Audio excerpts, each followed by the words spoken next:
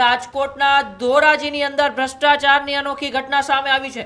ધોરાજી તાલુકાના ફરેણી ગામે મનરેગા યોજનામાં ભ્રષ્ટાચાર જોવા મળ્યો છે। ગ્રામ પંચાયતના તત્કાલીન સરપંચ, તલાટી, મંત્રી સહિત 4 સામે અત્યારે ગુનો નોંધવામાં આવ્યો છે। 2010માં થયેલા કૌભાંડ મામલે 2025માં ફરિયાદ નોંધાઈ છે। તાલુકા પંચાયતમાં ફરજ બજાવતા રાજેશ કામરિયાએ ગેરરીતિની ફરિયાદ નોંધાવી છે। ફરેણી ગામના તત્કાલીન સરપંચ સવિતાબેન રાબડિયા સામે અત્યારે ગુનો નોંધવામાં આવ્યો છે। ત્યારે તલાટી મંત્રી MV વેકરિયા અને હાજરીપુરના રોહિત સરદારા સામે પણ અત્યારે ગુનો નોંધાયો છે।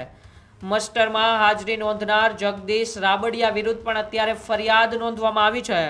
2010માં કાવતરું રચી શ્રમિકોના ખાતામાં જમા થયેલા નાણાં અંગત ફાયદા માટે ઉપાડી લેવાનો આરોપ અત્યારે આ ગ્રામ પંચાયતના તમામ અધિકારીઓ અને સરપંચ ઉપર લાગી રહ્યા છે।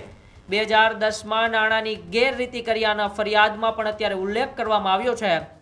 ત્યારે ધોરાજી તાલુકા પોલીસ મથકમાં તાલુકા પોલીસે ગુનો નોંધી 4 શખ્સોને પકડવા પણ પોતાની કવાયતો છે તે અત્યારે તેજ કરી છે। તે સમયના ફરેણી ગામના મનરેગા અંતર્ગત કામો થયેલા તેની ફરિયાદની તપાસ અંતર્ગત મનરેગા એક્ટ મુજબ કાર્યવાહી કરવામાં આવેલ છે। આરોપીએ કઈ પ્રકારનું કૃત્ય કરેલું હતું અને કેટલા રૂપિયાનું આમાં મનરેગામાં ભ્રષ્ટાચાર છે કે શું? જે તે સમયે જોબકાર ધારકોના ખાતામાંથી પૈસા બાબતેની ફરિયાદો મળેલી હતી। એ ફરિયાદના સોગંદનામા અને વિવિધ તપાસના અહેવાલ મુજબ કામગીરી કરી અને ફરિયાદ નોંધાવવામાં આવી છે। ફરિયાદમાં કેના આરોપી તરીકે નામ આપવામાં આવેલા છે અને કઈ પ્રકારની ફરિયાદ છે અને કેટલો ભ્રષ્ટાચાર છે?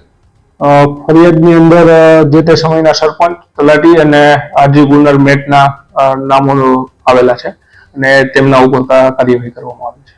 હાલ આ બાબતે તમે શું કાર્યવાહી કરવાની? પોલીસે તો ફરિયાદ કરેલી છે પણ આપણા તરફથી હાથ ધરવાનો હતો?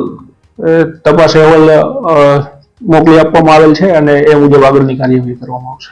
હાલ કેટલા રૂપિયાનો ફરિયાદમાં ભ્રષ્ટાચાર છે?